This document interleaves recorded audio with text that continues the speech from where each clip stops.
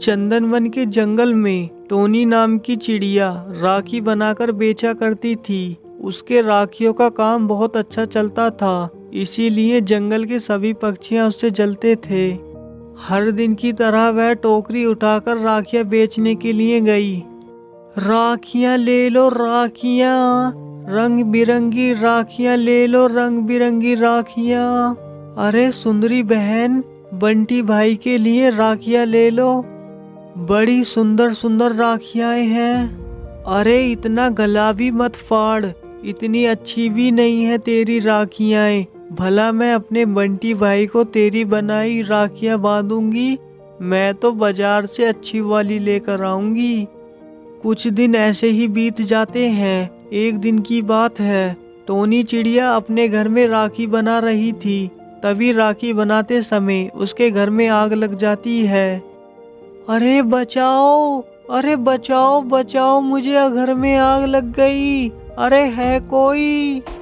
Tony चिड़िया की आवाज सुनकर जंगल के सभी पक्षियां टोनी के घर की ओर चल पड़ते हैं। अरे कालू भाई, टोनी के घर में आग लगी है, चलो जल्दी से टोनी को बचाते हैं। ए तोते, मुझे हीरो बनने का कोई शौक नहीं, मेरे तो बालक बच्चे और मेरी पत्नी सुंदरी है, तेरे पीछे तो कोई नहीं है। अगर तुझे बचाना है तो जा, मैं तो बिल्कुल नहीं जाने वाला। थोड़ी ही देर में टोनी चिड़िया की वहीं जलकर मौत हो जाती है। अब टोनी चिड़िया की आत्मा रात होते ही राखियों की टोकरी उठाकर निकल पड़ती थी। राखियां ले लो, राखियां ले लो, नई नई रंग की राखियां ले लो। अरे सुंदरी बहन, ये लो राखियां, बड़ी प्यारी प्यारी राखियां हैं। अरे बहन, मैंने तो आपको इस जंगल में पहली बार देखा है। क्या आप इस जंगल में नए आए हो? हमारे यहाँ पर पहले एक टोनी नाम की चिड़िया राखी बेचा करती थी, लेकिन उसकी जलकर मौत हो गई। और बताओ, तुम कैसे बनाती हो राखियाँ? अगर तुम्हारी राखियाँ मुझे पसंद आई, मैं आपकी सारी राखियाँ ले लूँगी। चलो 2-4 राखियाँ मुझे दे जाओ। टोनी चिड़िया अपने कातिलों से बदला लेना चाहती थी, जिन्होंने उसे जलता देखा और बचाया नहीं। सबसे पहले वह काले को मारती है। ये बात सुनकर जंगल के सभी पक्षियां बहुत डर गए कि कोई चिड़िया उन सभी पक्षियों के पीछे लग गई है। अरे बंटी भाई, अब क्या होगा?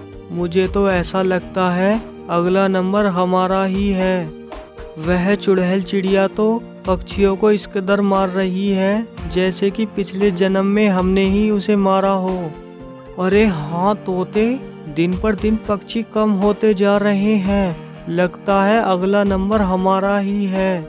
जिससे पहले चुड़ैल हम पर पहुँचे, हमें पहाड़ी वाले साधु से मिलना चाहिए। वो ही हमारी समस्या का कोई समाधान बता सकते हैं। इतना कहकर दोनों पंछी पहाड़ी वाले साधु के पास चले जाते हैं।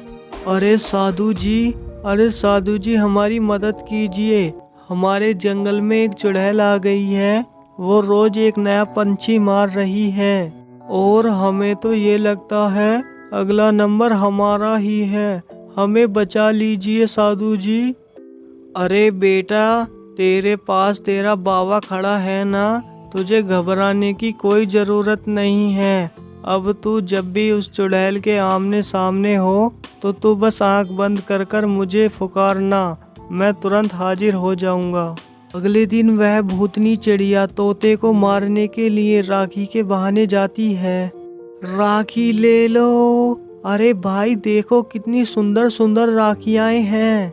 तोता जब भी समझ जाता है कि यही भूतनी चिड़िया है और वह मन ही मन साधु को बुला लेता है। तभी वहाँ पर साधु हाजिर हो जाता है। ए चुड़ैल, वहीं रुक जा। अब बता, तैने जंगल के सभी पक्षियों को क्यों परेशान कर रखा है?